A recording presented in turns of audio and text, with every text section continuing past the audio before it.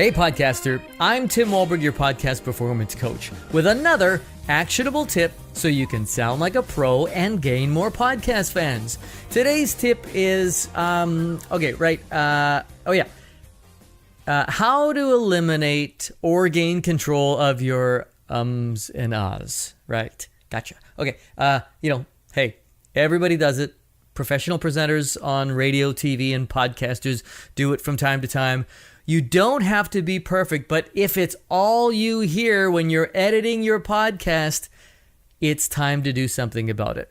Let's not get into the reasons why you might be using these filler words or filler sounds, because everyone is different. Some might feel that they need to fill space because others always jump in on them when they're talking. Your brain is faster than your mouth. You have low self-esteem. I don't know, but all we want to do is stop it.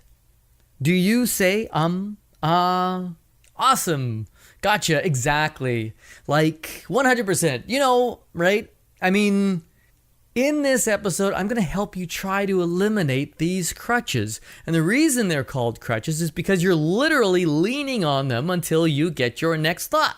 And there are many reasons you want to eliminate this nasty habit.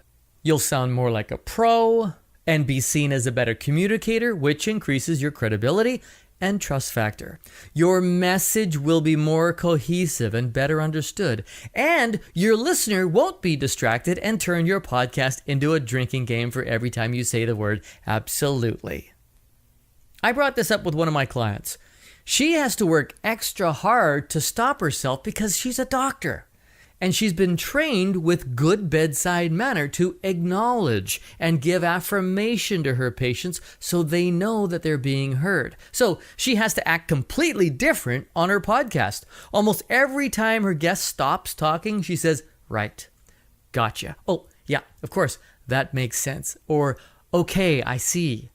This created these awkward transitions from guest to host and from question to question. So the first step in solving this, quote, problem is to acknowledge that you have one. If you don't have someone in your life to point these things out to you, you can hire me or listen back to your own podcast. When was the last time you actually listened back to one of your episodes from start to finish? Check out episode 3 of Just the Tip to find out exactly how to do this and what you want to listen for. The first thing I told my client was to write a few of these words down on a big piece of paper and post them above her microphone as a reminder not to say them. Unless you have a genuine, honest reaction to what someone says, there's no need to say anything after a guest answers a question. Just move on to your next question. You don't have to be a robot or anything like that. You know what I mean. As for the ums and ahs, you knows, and like, that's hard. It's really hard. I get it. I still say them when I'm on the radio. It's natural. But as soon as it becomes distracting and it takes away from your message, you need to do something about it. So here's how you can stop it. Talking slower helps. Having a plan and being prepared helps keep your thoughts clear. This might mean you need to script a little more of your show. Pausing and using silence also helps. These are signs that I encourage you to post in your recording space as reminders. Posters like "shut up" or "slow down" or "close your mouth." Some people use this trick too. Closing your mouth may be something you might want to try, because for some, when they close their mouth, it stops them from filling dead air with unnecessary noises like,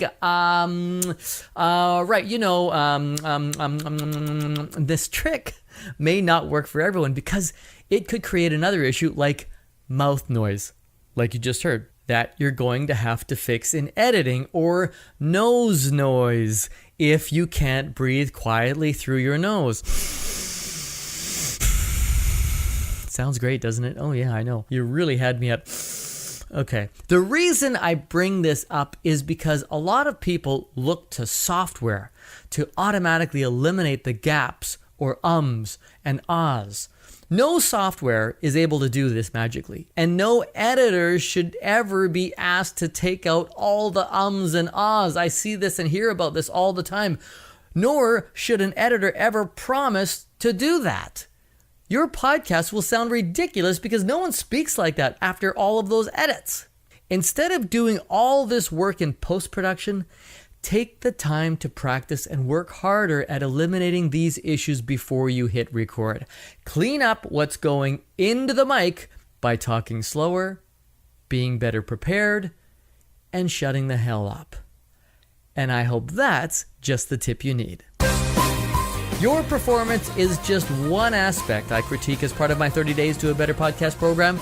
We work on sound, show structure, interaction with your guests, confidence, and whether or not your podcast is doing what you want it to be doing. Book a free 15-minute coaching call to see if my 30 Days to a Better Podcast program is right for you. Go to podcastperformancecoach.com. I'm Tim Walberg. See ya!